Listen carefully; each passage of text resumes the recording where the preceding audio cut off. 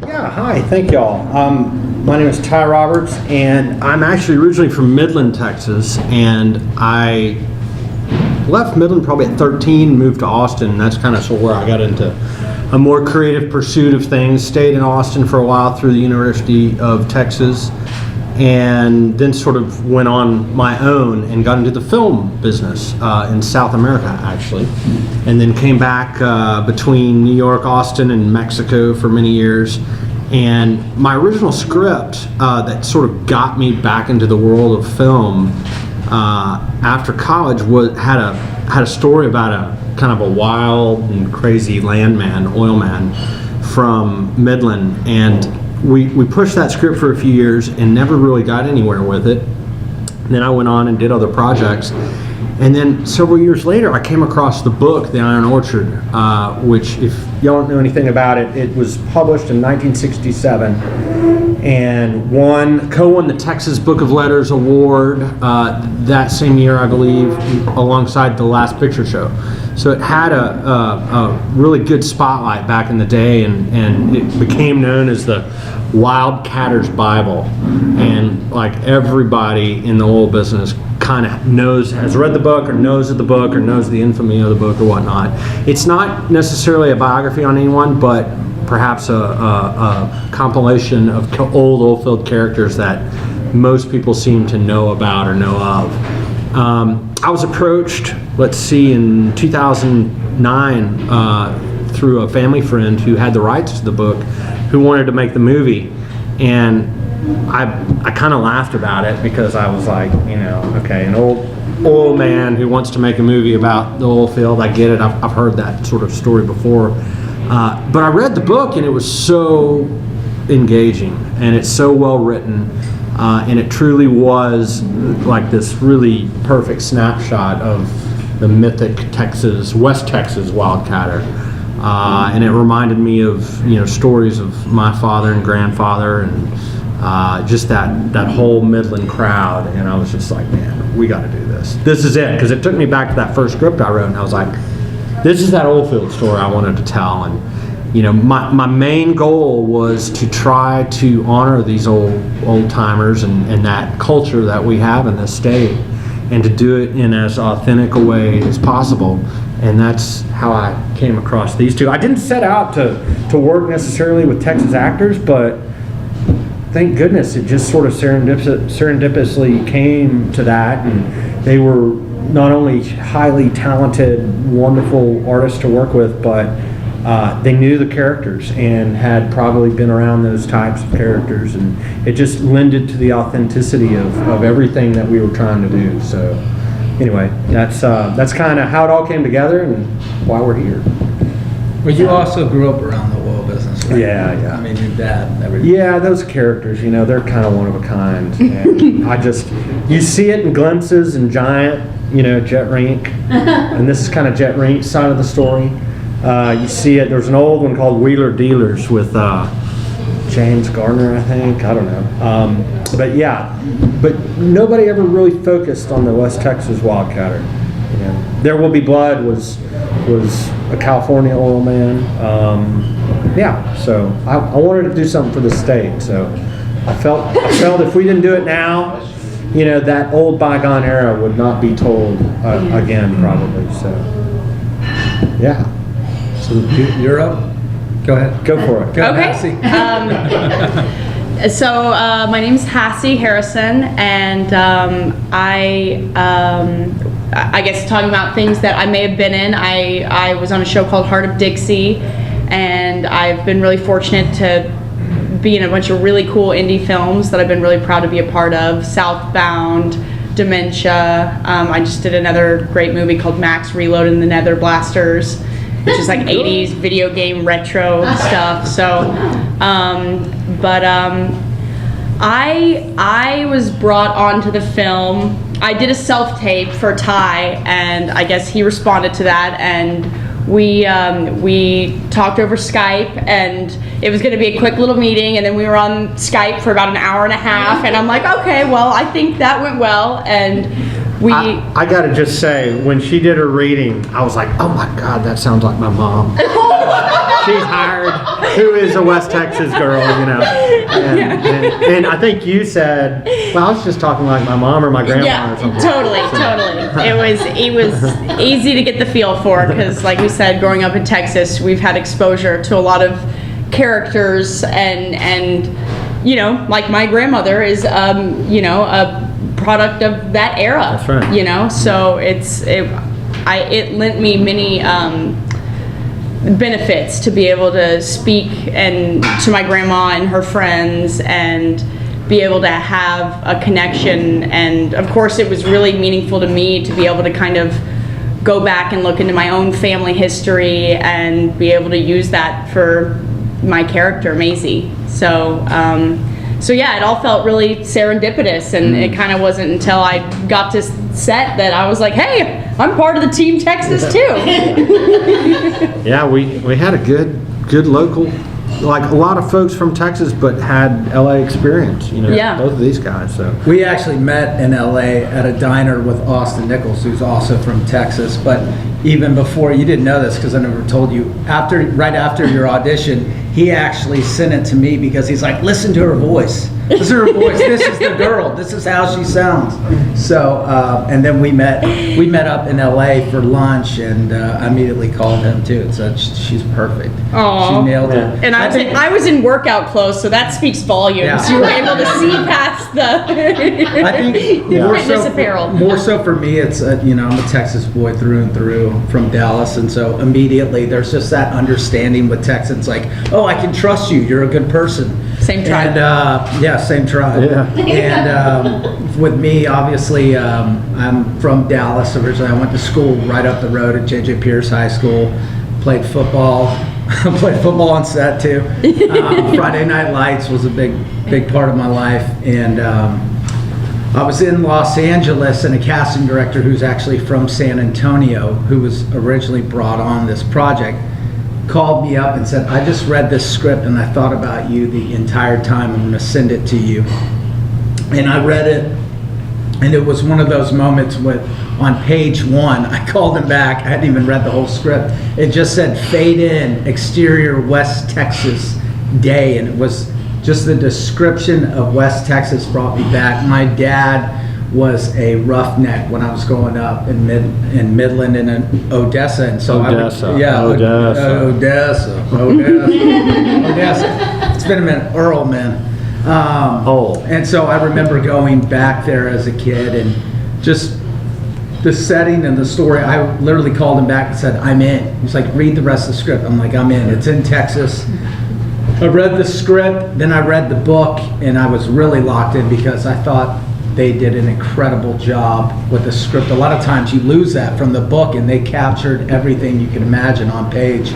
So I flew myself down to Austin to meet with Ty and Houston, one of the producers, and it was Peter as well. And it was one of those moments where I just knew in my soul I was destined to play this character. I knew every emotion that he had walked and had been through that journey. And I told them at that lunch, I remember, I'm the guy for the job. I mean, I was selling myself hard, like, I'm the guy for the job. You don't get it? No, I'm the guy for the job, and I'll do whatever it takes to make sure you know I'm the guy for the job.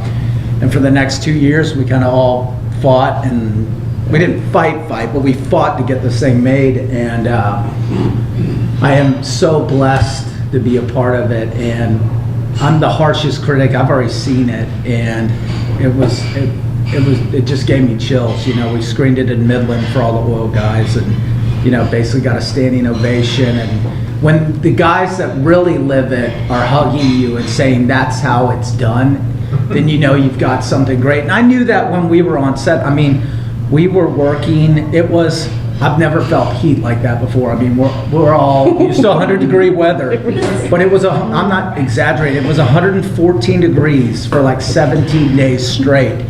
And this crew, and most of for you guys that have seen the film, most of it's outside. And for us that can yell cut or get a break or a water break or something, that's great. But this crew that was all made of Texans busted their butt day in and day night. And everybody just got behind this project, and this was a labor of love. I mean, you know, and we did this on pennies. So I'm beyond proud of it because I'm proud of this state. I'm proud to be a Texan. I'm proud that it was made by Texans in this state. We couldn't have made it anywhere else. No. That's true. And people were, that's part of the beauty about being in Texas. People literally opened their doors, their cafes. They gave us their oil rigs. I mean, we're talking this Vintage oil rigs. Vintage oil rigs and That oil they had rigs. lying around. Oil rigs that were running. They stopped. They shut down. I mean, they stopped producing to make money so we could shoot this thing. They gave us their cars. I mean, everything. I've never met kinder people in my life, and I've shot all over. I know one of the questions was, what have you done in the past? Really, what started my career was I was on Prison Break for years, which actually led me back to Dallas. Season 2, we started shooting here, which was awesome. I used to live at the W Hotel. That was a lot of fun. A lot of trouble. Wouldn't recommend it. Yeah. Good old Ghost Bar days. But I've done that, and Roots. I was nominated for Roots and Bonnie and Clyde and Shooter and Camp Extra. I've done a bunch of things that I've been really blessed to be a part of. But this is kind of like my swan song. I told him, I was like, I don't know if it gets better as an actor. I mean, just the range of emotions to get to play period piece. Not to mention getting to drive $200,000 Corvettes. Cadillacs. Yeah, I don't know. Yeah, that scene. Do not floor it, Lane. Whatever you do, I peeled out. The shots in the movie, it looks great. But You're welcome. yeah, it's really been a blessing to be a part of this, and I think Hassie and Ty, you just know the hard work and the man hours that went into it day and night, 14 to 17 hour days in 114 degree heat, and it was just a blessing. I mean, it was the hardest work of my life, and it was the biggest blessing of my life. So Very rewarding, yeah, on every level. yeah. I can just chime in and say absolutely. The first time I spoke to Ty, it was so clear that this was it was a passion project and how much love he'd already put into it. And I felt so lucky to just come jump in at the end when all the good times were to be had. But I think to turn an epic novel that spans multiple decades and turn that into a movie on an indie budget, and what Ty has been able to do is nothing short of miraculous. And I think to expand on that too, Hassie, it's like, sorry, you're like, hey, let me shower with you. you didn't get to talk. We love you. Get your Please next keep talking. Get your next film now. With Bonnie and Clyde, that was a period piece, and that was A&E would probably kill me for saying this, but that was a $22 million budget. Wow. Yeah, to get that, just to get the cars and the period and everything right. And this was done, I don't know if y'all know the budget, but this was literally done for pennies, and to be able to pull off, that's the hardest thing you can do, is make a period piece look authentic on a budget. And Ty was able to do that, and my hat's off to him. Even my manager saw an early cut of it. A lot of LA people, that's all they do, is they watch movies and they're critics and they nitpick. And after they saw it, they literally called him and said, you did it, you pulled it off. I don't know how you did this on that budget, but you pulled it off. And I also want to give some props to our DP, Matthew. He did an incredible job in every... He was probably the only non-Texan there. Yes, he was the sweetest French guy who was just thrown into this world of Texans, and Yeah, I mean, he You have was. to ice him down like 4 times a day? What's that? You have to ice the Frenchman down like 4 times a day? He was a warrior. he was such a trooper. He had never seen Texas, so of course we bring him to Midland in Odessa, In the middle of summer. In the middle of summer, and all he could talk about, the light is so beautiful here. It's like the sun is burning us to death. But he was a champion. Yeah, he was a warrior. Yeah, no, he was. His most brutal day was our second day in Austin, and it was hot and humid. And I was like, I saw him sitting over on the edge of the house, and I was like, Mathieu, are you okay, man? He was like, oh man, the humidity It is terrible. I do not like it here. I want to go back to West Texas. Wow. So how did it come about? How did you know him to bring him on? Well, we had other DPs attached actually, and schedules kept changing for everybody.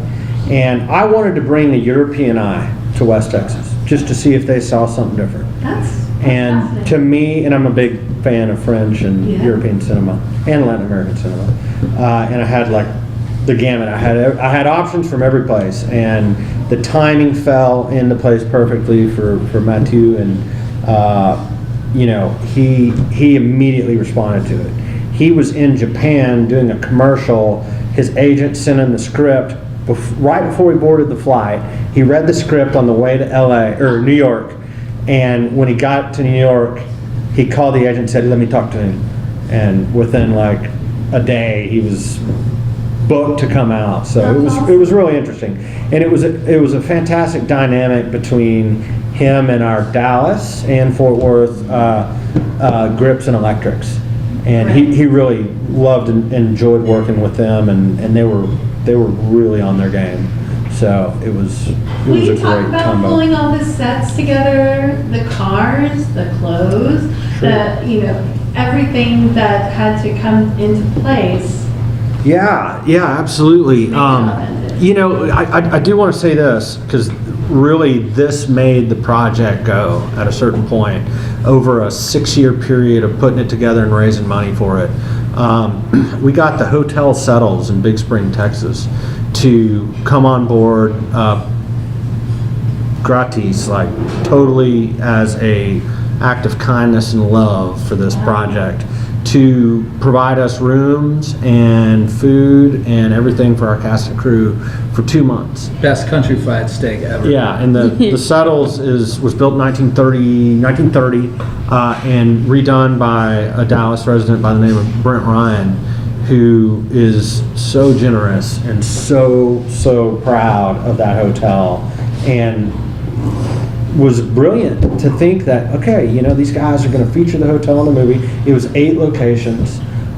It made the big shots of the movie, like, Totally. incredibly, like, we couldn't have done it any other way. And it was so fun all being in there together, man, and it was we all got to really know each other. A blast. And without things like that, you just can't do this. You can't do these projects.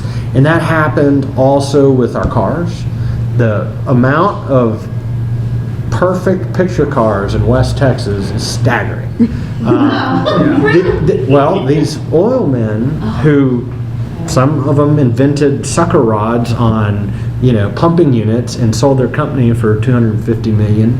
And what do? They stay in West Texas and they buy ranches and cars. So there were guys with 100 car collections, you know, multitude of those type of guys. And there were a handful of guys that gave us, you know, 20 to 30 cars to use. So again, all out of the kindness of their heart. The rigs, old school drilling company in Big Spring, Texas, happened to have these Kelly units that were invented in the 50s, in the late 40s and 50s. And we figured out a way where they had them out at these fields, but they were in between drilling, and they had just spudded a well, and they're like, well, we can take some time off drilling to give you all a couple of days to go film. And you can use our guys and put them in old, you know, wardrobe. That's And awesome. I mean, it was, you don't get that anywhere. I mean, you might get pieces of this, but at this level, Even the museum. the museum, the Petroleum Museum of the Permian Basin, let us shoot 4 scenes at their museum. They have an outdoor rig museum and whatnot. Tons of props, warehouses full of great old props. It was just an all-out effort of all these very passionate people who wanted to tell this story, you know, to tell the story of West Texas and oil and all that. And it became this bigger thing than us. And everybody that's seen it, even car buffs to oil and gas guys, are like, you guys, you nailed the authenticity of it. The vintage of cars, the clothing, the rigs, the way we shot certain scenes and how they do the pipe. And I mean, I don't know how, but we just had the right people involved and people donating time and their expertise to just make sure, we got it right. And, that was the most important thing. The wardrobe too, a dear old friend of mine from high school, I went to high school in Austin, has been working on bigger films for a long time. And she had recently done Deepwater Horizon as like a on-set costumer or something, and then she did another one. Oh, the Astronaut Wives Club. Yeah. So I was like, she's got the vintage of And the I was clothing. on that. Oh, you were? From that, yeah. Oh, wow. And Yeah. what's her name? Juliana Hoffpower. She was incredible. She's incredible. She's just like one of these artistes that she's gonna be the real deal. Yeah. She is the She real deal. Yeah, no, she is. And I got to being the one girl here, I can speak that I really got to benefit the most from it, and it was so fun. Yeah, by And the way, not a lot of women on set. no, I was toughing it with the guys, me and Allie. And your red dress. Oh, I'm the red so dress. glad we I used had it. so much fun getting, my character Maisie, she's the salt of the earth, but she always looks like $1,000,000.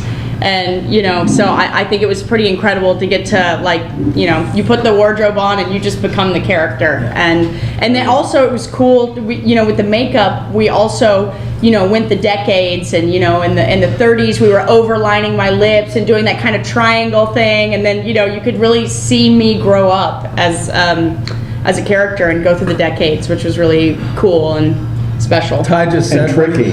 when he wanted me to age, he just said, "I want you eating a lot of Whataburger. Just eat whatever you want." I'd be down. Well, the problem is the movies, the book spans 35 years, but the movie was like 18 years or something. Yeah.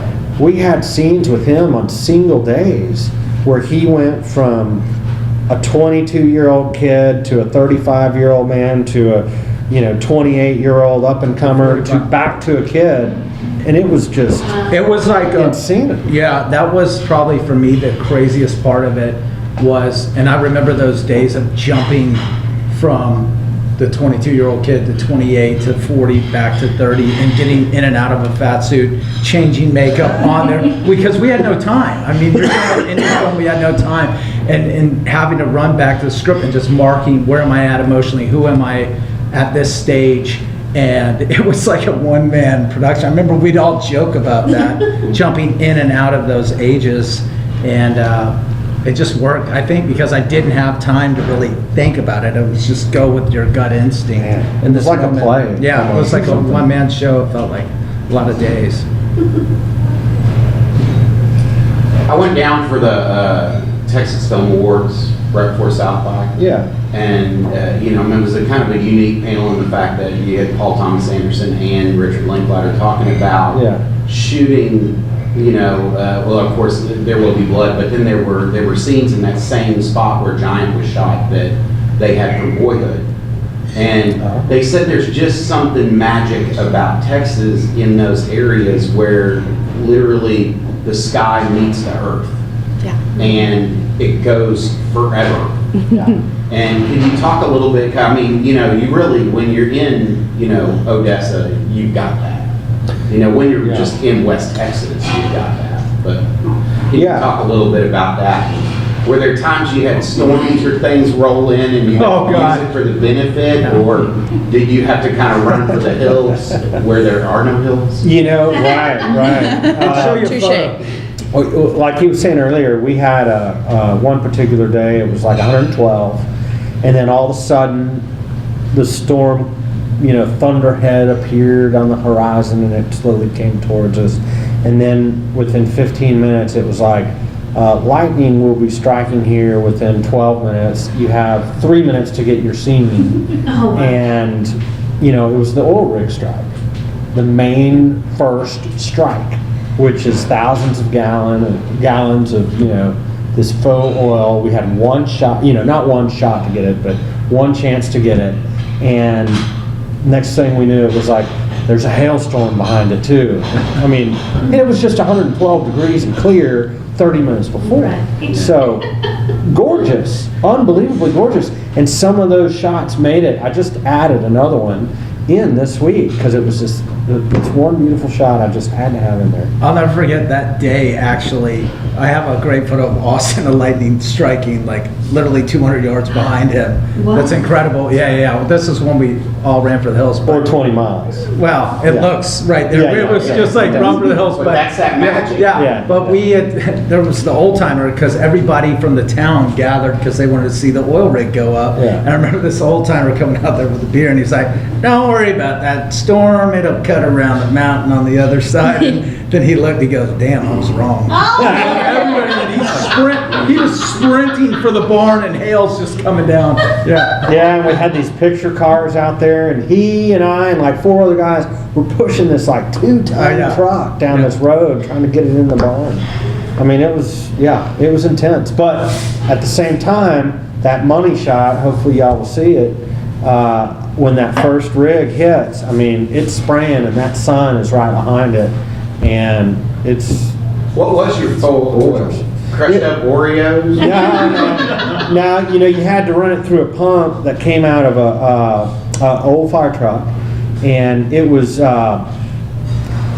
some dye, and it had a little, what was it, some sort of a powder that gave it a little consistency to it. Charcoal or something. Yeah, it was like some sort of a weird powder. I can't remember what it was, like a nut powder or something. But just to give it, we got it in Russia. It's got this weird wrap now. yeah. No, it was organic and like it was a little sticky. There was some molasses in it too, because I remember it was like all the fire ants are going to be out next. The red ants. So yeah, the landscapes were incredible. Timing is tough out there. Every location took 45 minutes, almost every location, 45 minutes or an hour or two. When you're working on a 12-hour schedule, you got to get everybody back at a decent hour, or else overtime kicks in and all that sort of stuff. So it was tough to get the great sunset shots all the time. Sometimes we had to be out of there, and it was just like, oh, can we just wait? But it's like $10,000 or whatever it may be to wait 2 more hours or something. It wasn't that, but it was it's expensive. So we had to be very, very judicious. Day one, same thing, streaking, just hot as could be. All driving scenes. We get to this one little scene, the gas station, and a haboob came through. You know what a haboob is? No. It is I've experienced one. Yeah. Probably have never heard of it. It is a West Texas dust storm followed by a rainstorm. Oh, yeah. Oh, yeah. Oh, yeah. Yeah. And so the dirt in the air quickly turns to mud. A real shitstorm. Yeah. It really was insane. I mean, it looked like something out of the... It was beautiful, though. It was beautiful. I was like, can we film it? Can we film it? And Matthew was like, yes, yes. And then it got closer and he was like, shit, man, I don't know that we can film this. So I was like, all right. Were there times you had to protect the equipment from, Oh, yeah. just windstorm and you kill a Tiffany filter like that? Yeah. But, the wind wasn't terrible. It was a good month for wind. It was the greenest June I had ever seen out there, which they got a lot of rain in May, and it was not what I envisioned for West Texas, because the mesquites were this effervescent green, electric green. Lime green, yeah. Yeah, it's crazy. So I had to really tone that down in post and in color, but the wind was okay. It was constant, but not terrible. It was just when a storm hit or something like that. But we really got nailed 3 times on the storms or electric storms were bad. Those were the ones that really got us twice. Yeah. So, but we got off the hook pretty well, all in all, for a semi-volatile month. We shot June 6th to July 10th or something. Came to Austin for 4 or 5 days. Yeah. So. A question for Hassie. Yeah. Your character, is there anybody that you kind of base that off? Because I feel like if you graduated high school in Texas, we all know that girl. I know her. Yeah. But I mean, was there anybody in particular, or maybe? To be honest, I looked at so many of her qualities as something that women of an older generation had, You know, there's something about her where she's a constant. Sure. She is always in a great mood. She is always bringing her A game. And, you know, I look at something like, yeah, I mean, to be honest, I looked at it, it's kind of a game of king and queens, and she's not going to lose her seat at the table. And she's only as valuable as her looks. And the more that she's awarded for those, I mean, that's her priority in life. And of course, you know, there's many modern day versions of that. Sure. But, you know, I look at The Great Gatsby or, you know, some Hemingway books where their only purpose was to, in high society life, was to drink and be having fun at all times. And that was it. And so I think that there was something really fun and so different from me as a woman to get to play this character who seems so unaffected by it all. In modern times, we call those life wreckers. Oh man. Well, there's something very tragic to Yeah. Maisie's character and the decisions that she feels cornered into making in her life. I So think she's cunning and smart. I mean, you know, she's a survivalist. You were, like you said, you weren't going to lose your spot at the table. yeah, And you didn't. truly. You moved on with Charlie. And nor did you. I mean, it was an age-old sort of very typical characters that you would see of that era, you know. And Jim's character, you know, American Dream, and you know the pursuit of his, you know, what he feels to be important, and being sidetracked by these beautiful women. So, Ty, there was also a connection between the author of the book and one of your actors, correct? Yes, that is true. The author is deceased. He was actually from Fort Worth, Texas. He was a geologist with Gulf Oil and wrote this book in 66, 67. And his real name was Edmund Van Zant. But he wrote the book under the pen name Tom Pendleton. His son played Lee Montgomery's father, and Lee was Jim's other love interest in the story. So Ned Van Zant was the actor, and he's been a crucial part to the whole process, and we kind of partnered on the project together with his family to make sure, you know, we did right by the book. Right. And, So we kind of need a little like a little tree behind your little visual. So can you go through that again? There was the author. The author's name was really. the author's name is Edmund Van Zant, and Edmund Van Zant wrote The Iron Orchard under the pen name Tom Pendleton.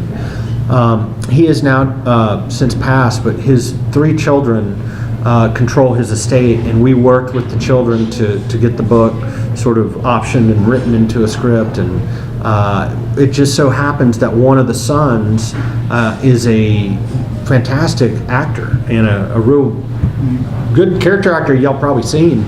His name is Ned Van Zant, and is just a sweetheart, awesome guy. Such a big supporter of the project, and he played the father of Lee Montgomery, who is a West Texas girl. So Maisie's from Fort Worth, and Lee, the other love interest, is from McCamey, Texas, which is south of Midland. And she's kind But of Lee in real life is really not from Texas. And Lee she was the a only- bit shocked when she got there. She's a Yeah. Chicago girl. So she went from living in LA to Welcome to 112 Degrees. And Allie Coburn, Yeah. sweetheart, wonderful girl, was mesmerized by the first cow she saw. yeah. She's like, it's a cow. It's a cow. I'm like, yeah, it's a cow. That's a cow. I'm like, yes. She wanted to stop the van to get out to take photos of this cow. We're just like, what is going on? Even the Frenchman didn't do that, did he? Yeah, no. Which is a testament of what an incredible actress she is. That's right. Yeah. You wouldn't know. She did great. Can you also talk about the music, the sound design, I think that really brought everything together. It kind of kept everything to the characters. I almost thought there was maybe some themes to what you were doing with the sound design. Yeah, in terms of the score itself, God, it was an amazing process. I worked with a young composer who's actually LA based, and I never thought I would go to LA to find that person, but I connected with him, and he responded so powerfully to it, and his other works were just so incredible that I just went with it. And we wanted to, the whole era that the movie starts out in is really Western swing, the era of Western swing. And if y'all know Western swing, it's not necessarily score type music. It's very kind of upbeat, campy, fast, and we couldn't really use the underlying instruments to create a score with that, so we kind of went with some slide guitar, some just standard, acoustic guitar, some very subtle harmonies, and those sort of built up over the life of the movie into these bigger, larger, more grandiose sort of melodies and full-on orchestral sort of compositions that this young guy, Duncan Thune, incredible composer, literally conducted or co-conducted a orchestra over in Slovenia about a month ago, and a 40-piece orchestra, and just did an amazing job. I mean, he's again a young virtuoso who's gonna knock it out of the park, and already has an Emmy-nominated guy who's got just a lot of talent. The music itself, the recorded, historical music, was a selection of tracks that I dug and looked for with one of my co-producers, Ann Flightus, who was kind of a music type supervisor as well. We just dug through any and everything we could find, and I didn't want the standard cliches. I dug for stuff that was harder to find, some Texas artists that a lot of people, don't know. And I even have a French song. I have a Andrew's Sister song that's partly sung in Yiddish. So it's quite eclectic.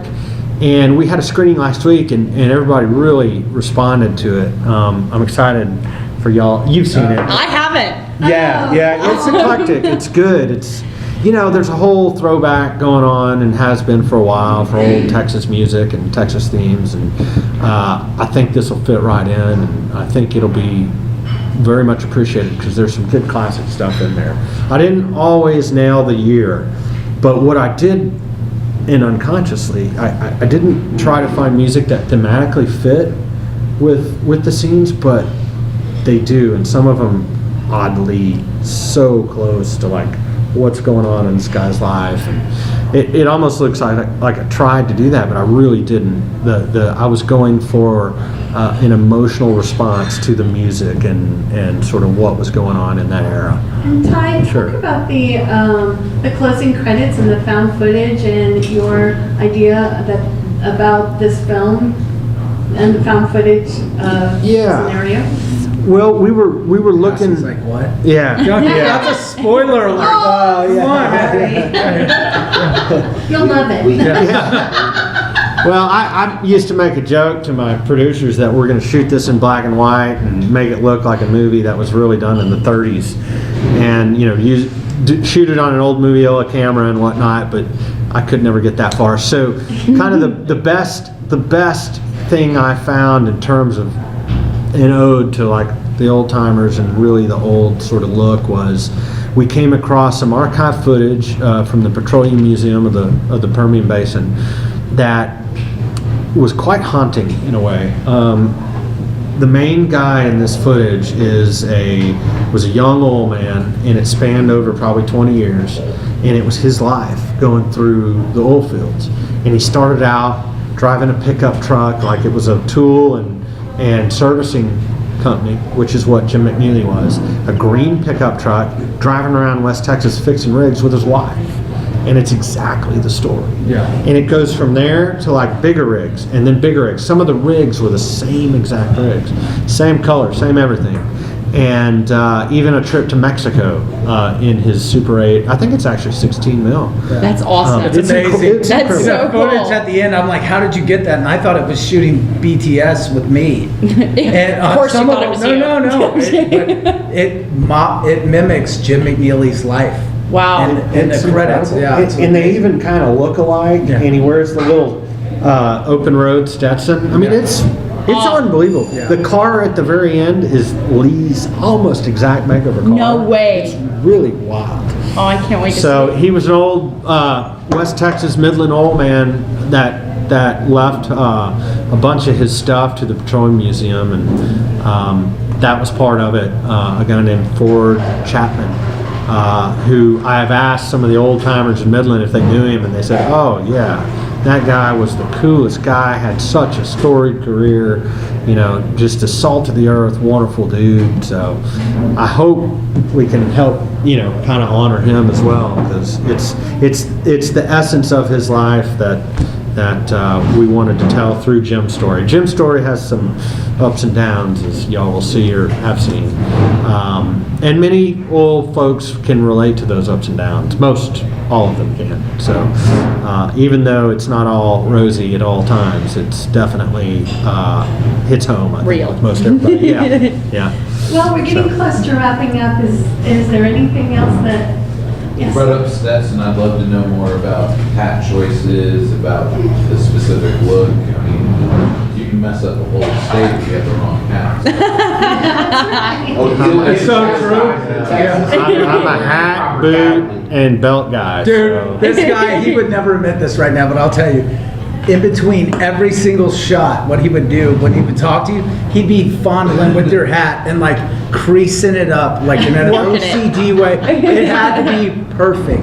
If it was sitting wrong or whatever for everyone, like in between every take, I'd be like, "Oh, there's Ty. Look at him messing with that hat again." There's one hat in the movie that drives me crazy. And if y'all can spot it, I'll give you $20. Little Easter egg hat. It was a big scene with a lot of extras, and it was an Easter egg hat. And every time I see it, I'm just like, how did Don't get me more way. I want my $20.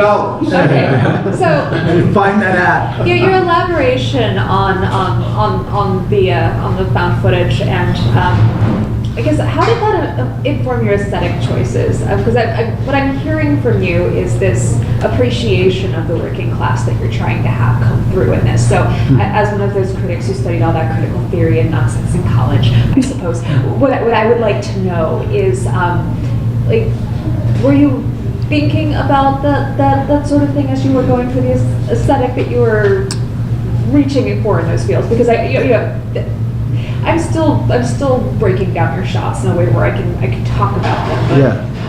But and I'm sorry, in terms of the found footage, though? you're yeah, saying? but what was informing your aesthetic choices? Well, on this? what's interesting is we found the footage after. Really? Okay. And all it did was confirm that, golly, we did it right. I mean, to an Okay. extent where the color of the rig and how things were painted and how guys were wearing their pants and, all that sort of stuff, that was super legit. I mean, they were filming in Midland and Odessa it was probably from the 40s, mid 40s to the late 50s. I mean, right at our era. And there's even characters in the found footage that you're like, oh, that's Dent Paxton. Oh, that's Ort Cooley. Oh, and it's every one of them. You're like, wow, it looks just like him. He's wearing the same stuff. He's wearing a little tie with a little cufflink. I mean, it was really reaffirming to see that and emotional in that, man, this guy lived this life, and we captured the essence of that sort of in a very strong way. It was critical for me, though, and Juliana, the wardrobe designer, and I went through everything in terms of, from this era to this era to this era, because even the oil field clothes changed over the 20 years. I think it was a history lesson for all of us. Yeah. It was really cool in that way. Oh, for sure. Yeah. It was like living history. Yeah. I mean, Yeah. y'all brought history to life. Yeah. I love history. I used to think when we would be out there were scenes where we were having the pickaxes cutting flow lines, and that would be 6 or 8 hours, and just thinking that these men went through this every day. Every day.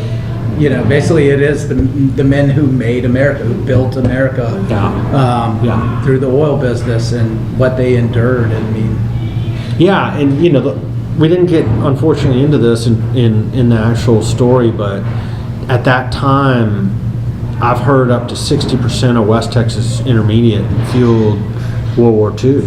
And it's like, that's what these guys were doing. My granddad did not go to war because he was in the oil field. Right, it was too essential. Yeah. Yes. And so, these guys and women too, obviously. And the story of Jim and Lee was also reiterated by that found footage. Like, a good woman was next to that good man, Even though she might not have been the wildcat or running things, she was making the business work, and that was the story of my granddad too, It was like, his wife ran their business for a while, and it was like, it created what was then and still today the most prolific, oil field in the world. Now in the world. Yeah. Like, it's, and it was developed. And it's still, the cool thing I really learned was technology is still developing. Okay, I have to ask Every day. I have to ask about one more scene. Yeah. So the scene with like the paint where she's like, you've got the pipe, right? Yeah. I'm interpreting this as something like visually. I don't know if this is like, but like I've just done so much work on protests. Like, are you trying to do a sort of like mother finding? like seriously, Let's just when I say- break this scene down, I'm like, what is this? And that's what I'm literally, Well, if you think about it, it's like young men in the Army. Right. They're out in the middle of nowhere and have no access to, young ladies to hang out with and dance Okay. with. And there's some pretty big sexual Laying tension pipe. going on. Right. And in the story, in the book, I'm sorry, she's experiencing a lot of that too with her very kind of non-complacent husband, and who's just kind of a drag. Right. So it's this tension between them both, and them both thinking about one another. Okay, because visually. It's sexual, Yeah. yeah. Okay. Yeah. Yeah. It's just like visually, I'm like, how do I interpret this? I did want to ask the question. Yeah. I mean, I don't know how the old timers who watched it last week, what they think, but the book is very sexual. Very. I mean, and I cut out a lot. I mean, it touches upon themes at that era, homosexuality and the sexual tension and all sorts of things amongst the characters that. Sounds like something I have to consider for a queer studies class someday. I mean, it was a very interesting book for 1967 West Texas Oilman. All right. I mean, Have you read it? I have not read it, but in any queer studies class I've taken, even as taught in Texas, they're always out in San Francisco grabbing stuff and not looking at things local. So now I'm going to have to, and like I said, Get the book. It's Get the book. It it's is one of the incredibly most written. well-written books. right. I'm serious. This guy was a crack. I don't know. He wrote 2 books. And I mean, I'm a big fan of Texas authors and Cormac McCarthy and Larry McMurtry and they write well, very well. And this guy is right. He was right up there with it. I mean, very, very poetic and very unique narrative.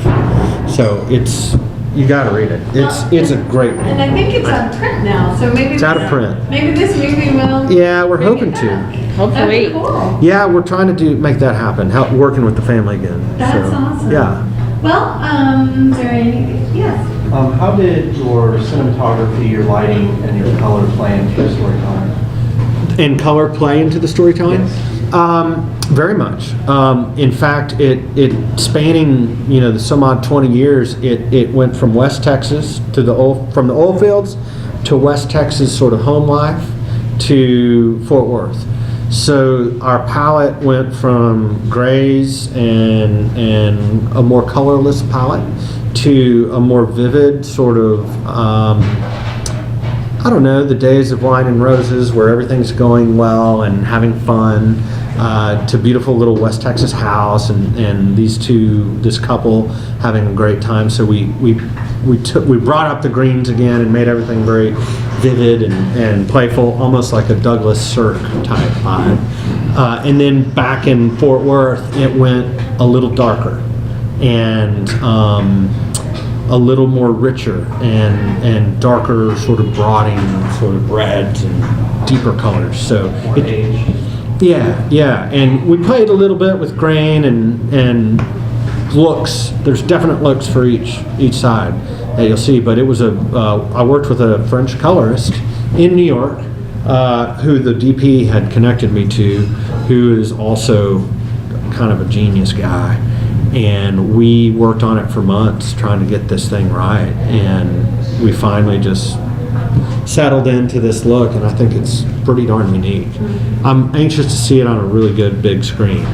So see if it holds up. It did in Midland, but it wasn't a great screen. So. What about your cinematography and your lighting?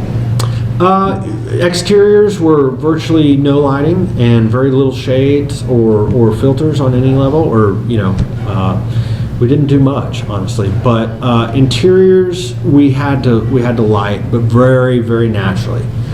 Nothing is overlit, really. Nothing went beyond natural lighting sources. I mean, all we did was augment natural lighting sources through windows and things like that. So nothing that felt, because HD can be, it can just get too crisp and too clean, and we ended up putting a little grain in it in the end, and we wanted to feel very cinematic, and I think he did a great job like that. I really do. I feel like we were always chasing the sun too, because those sunsets, and even after the storms, Magic. every day, that magic hour, really, the magic hour of West Texas was something like we'd never seen. And the cinematographer, Matthew, he would literally lose his mind about the sunset. We have to capture it now. Now we have to go now. And he would literally be pulling people together every day. And he'd be like, we'd be driving in the van, and just, if we didn't get everything in his mind, which we still did, that he wanted to shoot, he would just be staring at the sun going down and just wanting to shoot and shoot and shoot. And I remember you having conversations like, Matthew, we got it, man. Yeah. We got it. You can only shoot the sun for so long. And he wanted it every day. He had never seen light like that. And you could see it in the film. I mean, it's just beautiful. Whoops. Well, we need to wrap up. Okay. But just a moment. Will you tell again the date that it's going to play? And, Sure. And also, just so you know, I'm going to have them walk the red carpet on opening night. Oh. So May 3rd. Please have it on your calendars. May 3rd. Yes, ma'am. Yes, and It's a party now. yeah, it's gonna be a good night.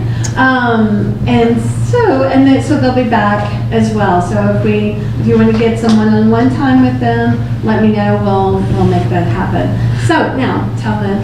Yeah, the film is The Iron Orchard, and it premieres at the Dallas International Film Festival on May 5th at 5 p.m., 5:30? 5 p.m. At the Magnolia Theater.